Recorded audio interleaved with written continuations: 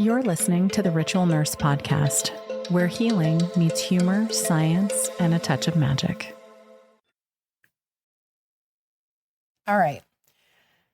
Hello, my beautiful besties, and welcome to the Ritual Nurse Podcast.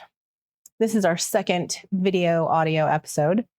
And right before the intro, I said, don't touch nurses. Kind of a weird statement. Not weird if you think about it from the context of violence in the workplace, but that's not what I'm talking about this episode. What I'm talking about is the phenomenon that we notice as nurses, where as soon as you're done with your shift, you can't handle any more human interaction, whether it be communication, physical, otherwise, anything. It's really kind of a don't touch, don't talk, don't ask questions, nothing. And a lot of us in between work and personal life have this kind of time out period that for some people, it's you sitting in the parking garage in your car, like zoning out. And then you realize you've been sitting there for like 15 minutes. Or it's the 20, 30-minute commute home, listening to your playlist, zoned out. Like, aside from the exhaustion, aside from the being tired part, it is a desperate attempt, a nervous system reset. Every nurse knows this. I don't care where you nurse. We spend so much time during our shift responding to everything in our environment. Sounds, bids for attention, needs for analyzation and critical thinking, physical action, input, processing, constant for at least 12 hours. And almost all of it carries the stress and anxiety of someone else, multiple other people's lives on your shoulders, the responsibility of that on your shoulders. Why on earth am I talking about in this podcast episode? Today, I had orientation for an undergrad class that I teach, and it revolves mental health nursing, revolves around that. I do spend a lot of time talking to my students about developing healthy boundaries to protect their own mental health and to start honing their skill of maintaining consistent therapeutic boundaries. Invariably, that usually winds up including explanations of the mental stress and workload that is involved in nursing. That's kind of like the unseen aspect of what we do. And unseen workloads are not unfamiliar to a lot of people, especially moms with kids, like the mental workload, if you will. But in nursing, it's physiological, psychological, and physical all in one. Let me explain. So during your shift, you have physical signals like pump alarms. God love it, that upstream occlusion, air in the line, or ER slapped an 18 gauge in the AC and your patient is constantly bending their elbow. Whatever it may be, alarm fatigue, your telemonitors, on and on and on. Constant sounds of alarms overhead, at the bedside, sitting next to you, the unit clerk, watching the monitor strips, all that. Constant alarm sounds, which we develop what is known as alarm fatigue, meaning your brain learns to normalize those in contextual, your surroundings, and kind of phases them out. It doesn't phase them out according to your nervous system. It just does so for working space memory in your brain. I'm using layman's terms for a lot of this. So sometimes you don't notice it. Your nervous system, however, constantly does. That whole 12-hour shift, you're hypervigilant. You are listening for call lights. You are listening for overhead alarms, bed alarms, chair alarms, pump alarms, you name it. Then you add in other bids for attention, whether it is pop-ups in your EMR, in your charting flow, when you're scanning medications, whether it is tags, stickers, posters, notices, colors, or if it's human bids for attention, communication from colleagues, patients, strangers, family members. You're constantly in a sea of people, even night shift. I know everybody likes to joke about night shift, that, they spend most of their time in downtime. Nothing could be less accurate. Night shift may have less people around it, but still a lot of the same contextual stressors, and even more so because there are less people around to call on, rely on, delegate to. There's a lot more responsibility that sits squarely on their shoulders that they have to be hyper vigilant to cover. So there's all these bids for attention. There's all of this stimuli coming at you constantly. Doesn't matter where you are. Some environments may be louder than others. True. But it doesn't mean that the stimuli doesn't change. So in talking to my class and in describing to them ways in which they need to maintain boundaries, not just therapeutic boundaries, but boundaries to protect their mental health, I have to describe to them the contextual environment that they're in and the stimuli that they're going to be exposed to, and how to separate themselves from that in order to regulate their nervous system. When we spend 12 hours a day stuck in fight mode, stuck in high adrenaline mode, stuck in hypervigilance mode, we lose the flexibility, the ability cognitively to respond variously to stimuli, meaning the level of attention, the level of emotional investment, physical response, physical arousal in terms of attention, adrenaline, brain chemistry. You just kind of have one level of response. And by the end of your shift, you really don't have any response left. Or if you do, it's still stuck in that mode. And that's why a lot of nurses can feel touched out at the end of a shift. We use this when we educate new mothers in general, about this phenomenon, because there's a lot of guilt associated with it oftentimes, where they just can't understand why they want to come out of their skin at the end of the day when someone else makes a bid for their attention or is physically in their space and they just want to come unglued. Because all day long, they've had this stimuli in their environment, physically, mentally, emotionally, making bids for attention, being touched all day. They're touched out. So in nursing, that's kind of where we get that response of, don't ask me questions. Don't talk to me. Don't touch me. There's no more response left for stimuli. And for nursing students that have not experienced this yet in their environment, teaching them how to maintain their boundaries helps them navigate the shift, if you will, in such a way that they have a little bit more reserve to then make that transition after their work shift. And maintaining boundaries is not something that, a lack of it is not a personal fault of a nurse. These are things that we're not taught contextually in nursing school. At least we weren't up until now. And they are very real and very differently applied than like the normal context of boundaries. When you say maintaining boundaries like during your nursing shift, It's doing things like allowing yourself to delegate to a team member, and unlicensed personnel, whomever.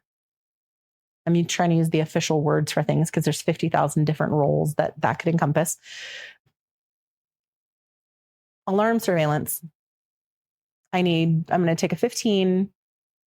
Can you listen for XYZ alarm, their tele alarm, their chair alarm, their bed alarm, their whatever it is? Vocalizing, you need someone else to take that alarm stimuli.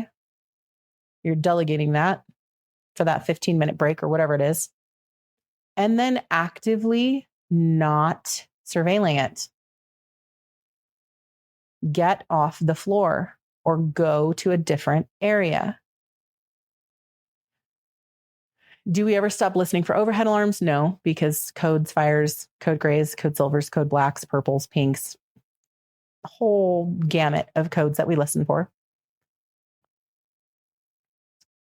But you can at least afford yourself, excuse me, a few minutes of lowered stimuli. Another thing is technostress. I know, weird word. I really kind of want it to be a Lady Gaga song. I think it would be amazing. Or Queen Herbie, one of them. With the advent of AI and technology moving into the medical space and EMRs and electronic charting and electronic surveillance and phones and tablets and the remote monitoring. I don't know if you guys in your hospitals have seen the towers that are placed at the foot of patient beds that can see the monitors and the patient, and they're actually remote nurses are remote monitoring patients and surveilling patients in the hospital with these kind of robotic looking tower things, technology wise. And you're constantly waiting for a call or a message or input or paging from the remote monitors, letting you know that something's going on with your patient. So with the advent of all of this technology kind of crowding into the space, including the technology that we use regularly, our phones, our digital watches, I don't have a fitness ring on right now, but our fitness rings even are all sensors that are providing stimuli and input. So nowadays, our nursing environment is even that much more crowded with stimuli. Pop-ups on computers, messaging, phone pagers going off, phone messages going off, Voceras, Tiger texting. The list is infinite. During your shift, if you do not need to monitor something in that given moment or time frame, if you're done charting for a minute, turn the screen of not the computer, just turn the computer screen off for a few minutes. Stop the stimuli, stop the input. Even if you're only doing this 5 to 10 minutes, an hour throughout your shift. And I know, our hypervigilance pushes us to feel like we can't unplug ever. And it's a lie. You absolutely can. Even in an ICU, you absolutely can. As an ICU nurse, I can tell you, you absolutely can. So if we're able to do this, even for a few minutes, even 5 minutes, 10 minutes, an hour throughout your shift, lowering the stimuli, lowering the threshold of stimuli coming at you, the constant surveillance, the constant bids for attention, dramatically changes that locked state in which your nervous system is constantly operating. You actually begin to develop that variability again in your nervous system in what state you're in the time at that time frame. You're not constantly in the red, running at the red line or in the red line the entire time that you are on your shift for 12 hours plus straight. Lunch breaks, do something else. Listen to my podcast, which I hope you're doing on your lunch break now. You want to make sure that you are lowering bids for attention and stimuli as much as you can across the board, whether that's moving where you're charting. You have that insistent family member that doesn't respect personal space, is constantly coming and sitting next to you while you're charting or trying to sit behind the nursing station with you while you're charting. For some of you, you're thinking, what in the hell? I'm telling you, in all the years of my nursing, the things that I've seen and witnessed and been around, yeah, it sometimes you just have to wonder. But setting up those boundaries or maintaining those boundaries means you may chart somewhere different, means you may have a team member run interference, could be your charge nurse, whomever, so that bid for attention, that constant stimuli is negated in your environment for a little bit. Lowering that anxiety threshold, allowing your nervous system to reset. Now, let's get back to the parking lot timeout. I think for us as nurses, it's something that we learned to do as a coping behavior. It's almost kind of ingrained in our culture. You'll hear variations of it depending on what kind of facility you work in and how people get to and from work. But there's always that timeout period. And nursing isn't the only field that has it. I'm sure all of the other high stress fields have the same thing, where you have to sit in that transitional space in order to regulate your nervous system, in order to plug in and show up in a different way for the bids for attention and the needs that you're meeting and the stimuli of your personal life or whatever it is you're transitioning into.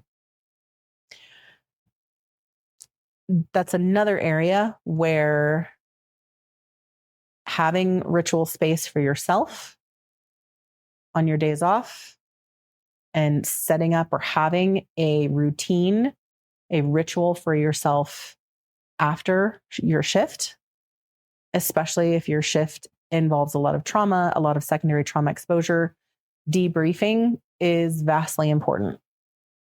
Sometimes you may not be able to do it that evening. Life gets in the way, responsibilities. Maybe you're not ready to emotionally have that debriefing, that dialogue with yourself in the next few hours after your shift. It's totally understandable.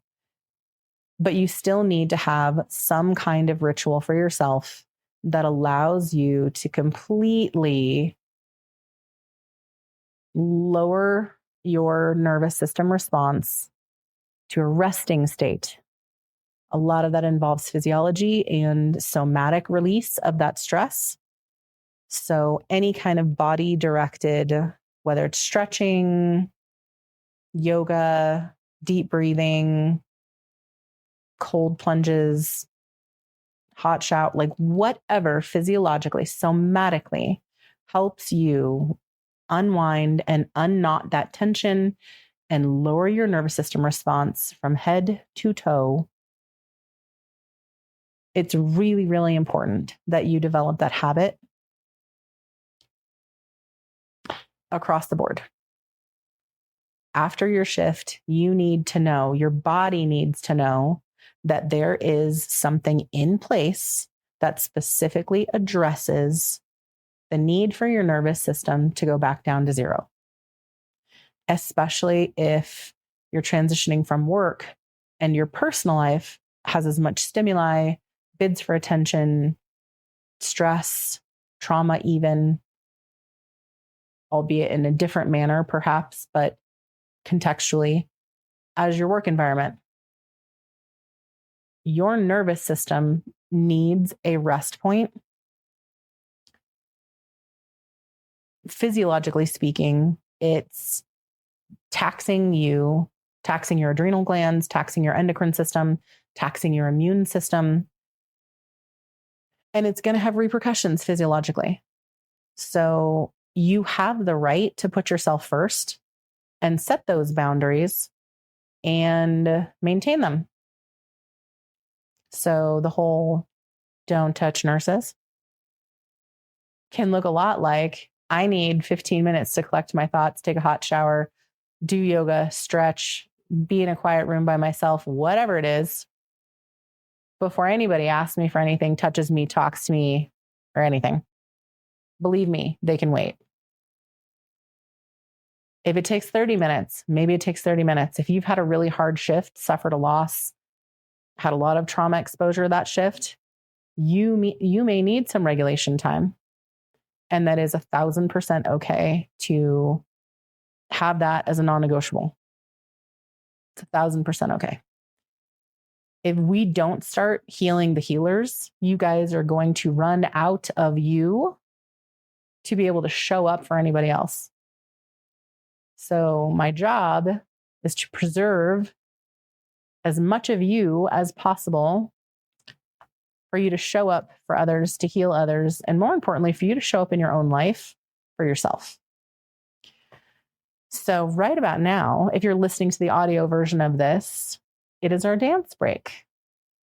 Time to de-stress, time to hit pause. If you have to head back to the floor, we hope that you're going to rejoin us afterwards. If you are heading back on shift, whatever it is, we'll see you after the break and we'll continue with our discussion about nursing wellness and another hot topic that absolutely drives me nuts. And then, of course, we'll have our coffee, crystals, and divination. So dance it out, besties. Even when you fall, don't look back. 사실은 말이야. Nobody knows. Nobody knows. 'Cause it's only yours. Only yours. Yeah. 쏟아지는 말 이미 어지러운 이 세상 속에서 어둠 속의 light 붙잡아 진실한 나만의 bleed. So one of the things that I wanted to talk about was performative wellness. So right now in the nursing space, there's a lot of focus on somatic wellness, nervous system resetting, a lot of the same similar topics that I talked about in the first part of this episode, for a good reason, because they're necessary. But performative wellness, we see it everywhere. Let me explain. It's the flyers constantly posted everywhere at work, encouraging you to drink water, practice gratitude, touch grass. It's social media influencers and toxic positivity. It's telling you to focus on the light and focus on the positive things. And it's all love and light and deep breathing. And I call bullshit. It's performative wellness. It's meant to sound good. It's sound bites. God forbid you open LinkedIn. I don't even know why I have a LinkedIn. It's my fault. It is my fault. It's my fault for being on that part of the internet. But all you see is performative wellness. All you see is performative posts about we have a problem and it's called nurse bullying or horizontal violence or staffing stress.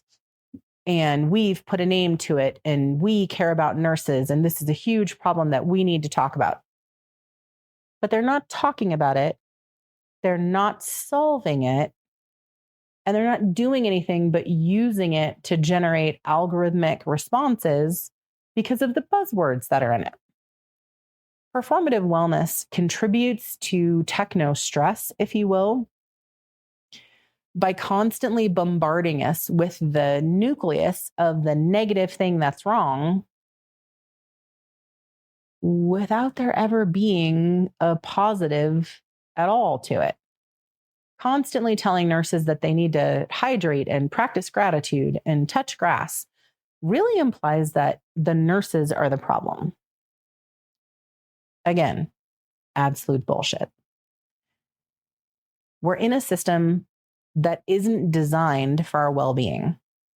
Short staffing isn't because there's a shortage of nurses.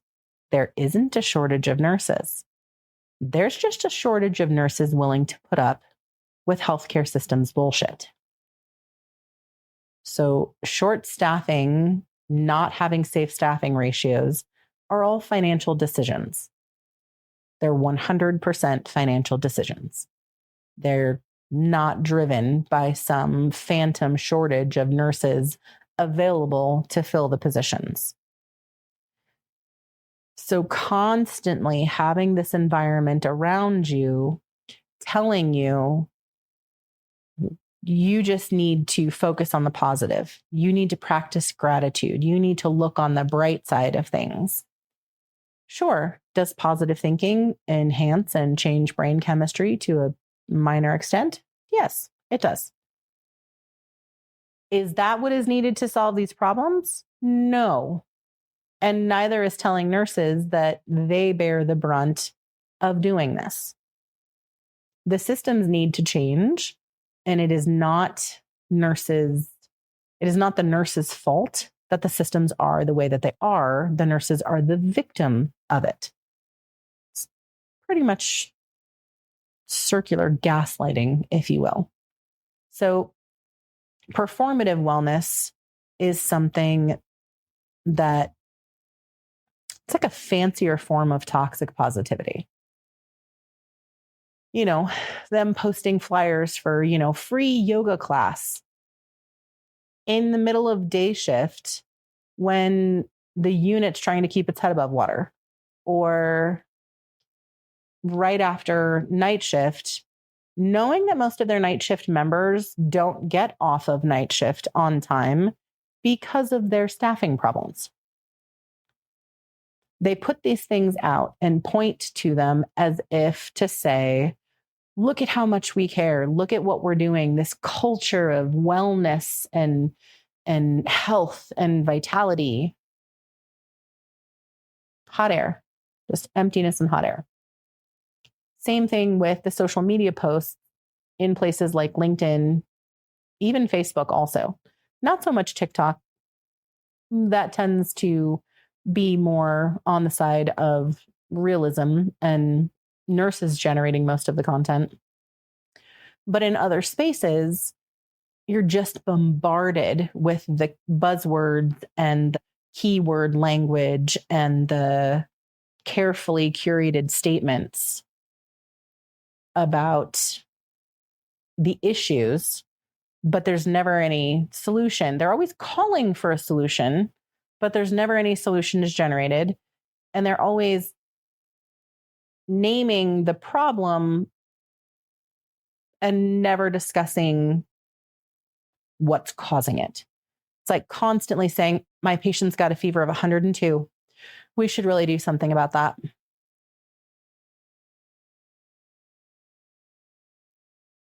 And never administering an antipyretic, never doing any kind of cultures or swabs or investigation into why do they constantly have a fever of 102.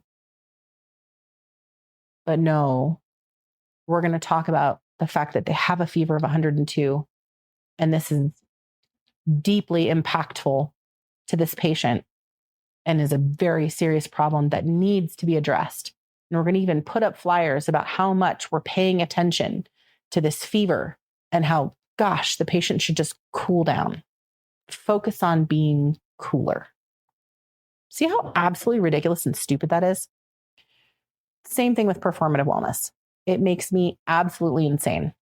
My advice to you is completely ignore it. What is important for you in showing up for yourself is crafting systems and crafting routines and rituals that serve your purpose to protect your boundaries, protect your peace, help you navigate therapeutic boundaries, especially for people that are really not conflict-minded, which is a lot of people. A lot of people don't like conflict, and that's perfectly fine. Establishing rituals and establishing habits that help you maintain your therapeutic boundaries, maintain your personal boundaries, and help you instill deeper boundaries in between work and personal life, craft systems that protect you from the environment we work in. You have to take care of yourself. Otherwise, there's going to be nothing left to take care of anyone else. And you deserve to exist outside of your job. You deserve to show up in your personal life with 100% authenticity and fullness and enjoyment and engagement in your life outside of work. But there's got to be something of you remaining in order for you to do that. So, soapbox rant over. Performative wellness really gets under my skin, like majorly gets under my skin. Now, let's get on with our coffee, crystals, and divination. This entire time I've been holding and not really sipping on this English afternoon tea because the Rode mics that we're using for our video podcasting have the sensitivity. I don't even know what sensitivity levels to attribute it to. But if I take a sip of this and continue to drink this while talking to you, it would be an awful soundtrack for the podcast audio accompanying my words and message to you. So I've just been kind of holding it at the moment. But for our coffee of the week, my husband and I went on a little journey, a frustrating one at that, trying to find the necessary ingredients to make café de olla. Café de olla is one of my favorite types of coffee just because I love the aromatics of it. There's a restaurant here in town called Dream Tacos that makes the best café de olla I've ever had. I want it right now. I might go get it when I'm done filming this. But I wanted to make it at home. Their hours really aren't conducive to me having it whenever I want, especially in the morning. I wanted to learn how to make it at home. So we went to like 4 different stores because Google lies and they didn't actually have the ingredient that I needed, which was piloncillo. And that's like a dark caramelized, like brown sugar. You can find them in cones, like little pucks that look like wax melts, big, huge slabs of it that I honestly don't know how you break them apart because it's like cement hard. It's really hard. And a ton of stores said that they had it, didn't have it. We then realized, hey, we have a great market here in town. Why don't we try that? No kidding, they had like 5 variants of it in 4 different places in the store. So I was able to get the ingredients. And of course, I grabbed some really good Mexican coffee to use as well. A lot stronger than my normal blend. So my first go at it wasn't exactly successful. However, next time I make it, we'll put in less rocket fuel and it should be just about right. So that's been kind of my coffee focus for myself. I'm desperately trying to find something that fits in my current routine, given that my clinical schedule and work schedule have me booked calendar-wise pretty much 7 days a week. So I need something that fits into my normal morning routine that I can make ahead of time and store in the refrigerator and either have it iced or heat it up super quick while I'm throwing my shoes on and throwing stuff in my bag and running out the door 6 a.m. to be at the clinical site by 6:30, etc., or even earlier, depending on how far I have to drive.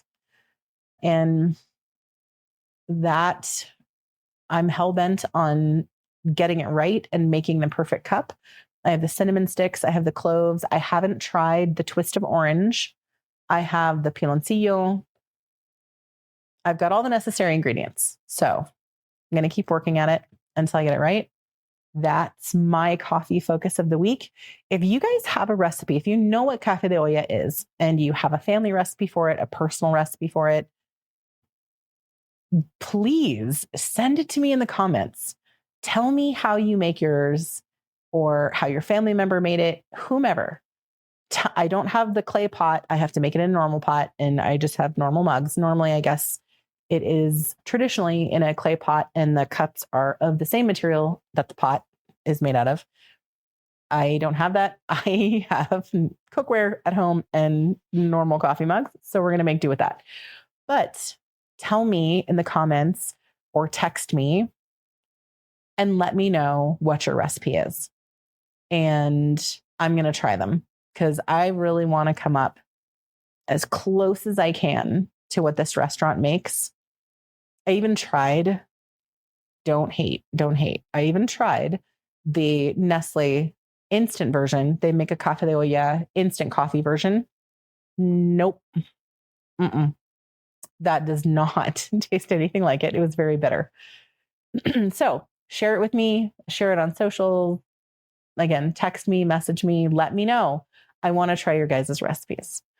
So with that being said, let's pull I'm going to put you there so you don't fall, our crystal oracle for the next 2 weeks here and see what it has to say. I think we had some really good pulls. I'll do 2 cards because I think that's been working really well for our crystal oracle. And we'll see what we get. We've been getting kind of similar themed cards throughout the life of the podcast. We've seen a couple of them come up with pretty consistent regularity, I'd say. First one, we've never had this one before. Gosh, what a beauty. Okay. Let's do a second one. If I had space to lay the cards out, I might pick the cards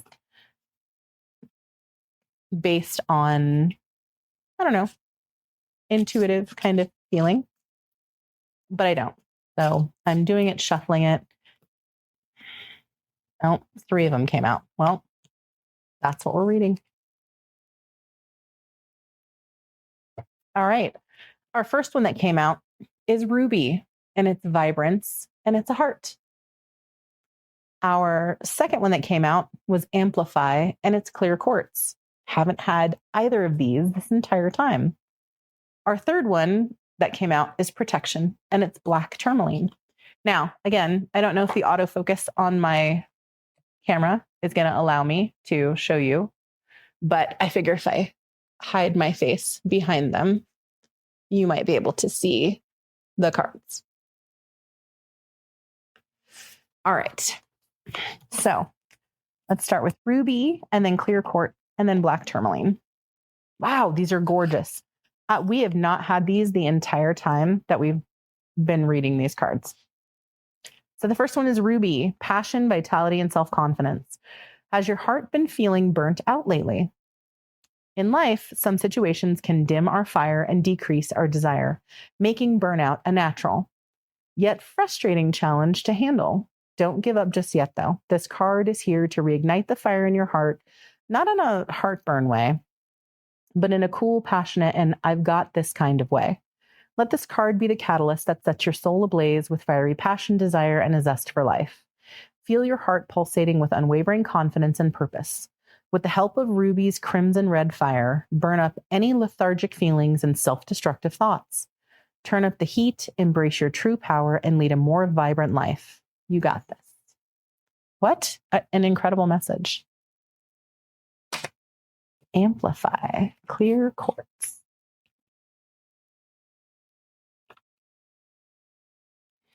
As I've explained before, I do like to use the literature that is included with decks because the author wrote it, and it contains a lot of the intention that the author put into crafting the imagery and the choice of elements in the card itself. And if there's additional interpretation or intuitive hits that I get from it, I'll say that also, but I really do think it's important to incorporate that. And 9 times out of 10, when we've read them, they've been so spot on. It's incredible. So Amplify, clear quartz is cleansing, amplifies other crystals, and it's a master healer. Let clear quartz be your cosmic amplifier, magnifying your intentions and desires with crystal clarity. This crystal conductor elevates the energy of your intentions and cleanses away stagnant vibes, even for your other crystals as a bonus. Just as this crystal is a master of clarity, may it help you see through the noise and focus on what Focus on what truly matters. Allow the energy of clear quartz to clear any negative energy, enhance your intentions and desires, and guide you on a path to wellness. I kid you not. You saw me pull it randomly. It's literally statement by statement the exact topics of this podcast that we just talked about. Okay. Last one is black tourmaline. So let's bring it in. Let's see what we've got here. Black tourmaline is protection. It's grounding, protection, and cleansing. Like a shield, black tourmaline stands ready to guard you from negativity, creating a force field of positivity and strength around you. This card is encouraging you to protect your energy and find grounding in times of chaos. I can't with this. Allow black tourmaline to be your shield against energy vampires and emotional turbulence, empowering you to protect your energetic boundaries and preserve the essence of your being. Shut up.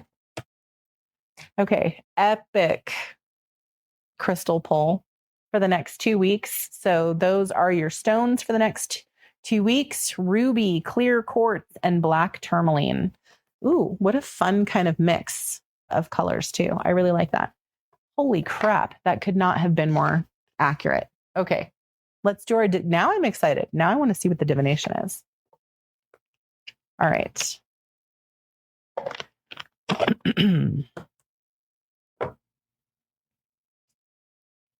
Okay. That was probably really loud against the mic. Sorry, guys.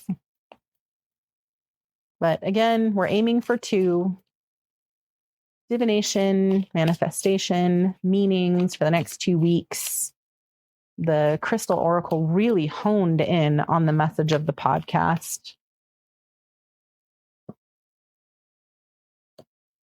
The High Priestess, which is pink amethyst. Let me make sure that another one didn't turn over by mistake. Okay. These are kind of large cards for me.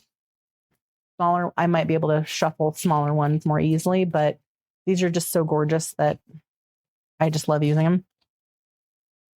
Maybe I'll have to have my husband come be on the podcast and shuffle the cards for us, because he can hold on to them much better than I can. He's currently my audio visual production manager and supervisor at the moment. All right, come on. We need a second divination card for, okay. All righty. We have the High Priestess, which is pink amethyst, and the 3 of Cups, which is turquoise. Interesting. All righty. So the High Priestess is part of the major arcana. And the High Priestess, intuition, wisdom, and a thirst for knowledge. Pink amethyst signifies intuition, clarity, and acceptance. The High Priestess is all about trusting your instincts. Pulling this card can indicate that now is the time to look within yourself and connect to your intuition. The answers you are seeking can come from within. Noted. Has a lot to do with listening to yourself and your needs and following your intuition. The 3 of Cups signifies friendship, celebration, and joy, and turquoise is communication, friendship, and strength. Celebrate good times. Come on. I love it. When this card appears, take this as a sign of encouragement to spend some quality time and celebrate with your close friends and family to lift your spirit. So I think the combination of intuition and trusting your intuition to guide you to what you need most, and focusing on sharing space with those that are important to you, I think also includes holding space for yourself and spending time with yourself, intuitively focusing on the things that you need. I think those are a perfect journal prompt, manifestation prompt, mantra, straight up divination reading for the next 2 weeks. However you take it, whatever works for you. We've got an incredible lineup of your crystal prescription for the next 2 weeks of ruby, clear quartz, and black tourmaline. You can also throw some pink amethyst and turquoise in there as well. What a fun bracelet that would make. That would be absolutely gorgeous. And keep these things around as reminders to hold your boundaries, trust your intuition, focus on, hold space for yourself, focus on that ritual space for yourself, and really protect your peace. This is absolutely incredible. If you guys have liked these episodes, please interact with us on socials. Like, share, subscribe to the YouTube channel. We're going to keep pushing out the video podcasts. I really like this media better for communicating with you guys. It is a lot more raw and it's a little unnerving in that regard in terms of engaging with you guys and the uncertainty of how to go about doing this. But we're honing it in and we're practicing it. And I really look forward to it. So definitely like, subscribe, share. With the podcast itself, please text us your stories, text me your Cafe de Olla recipes, all sorts of things. I want to hear from you guys. It makes my day, my week when I get stories and feedback from you. There are text links in the show notes. You can also, the actual text number to text me is now in the show notes, and it should also be in the video notes as well. Should be down below in the video, like the actual show notes. But yeah, enjoy the lovely weather. We're having lovely weather here. I hope you are as well. Protect your peace, protect your boundaries, heal yourself so that you can show up for others. But most importantly, show up for yourself first. I love your faces, and I'll see you next episode.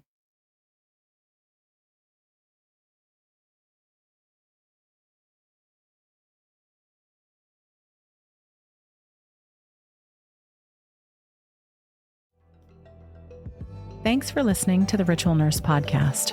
Head to tcth.org for classes, tools, and so much more.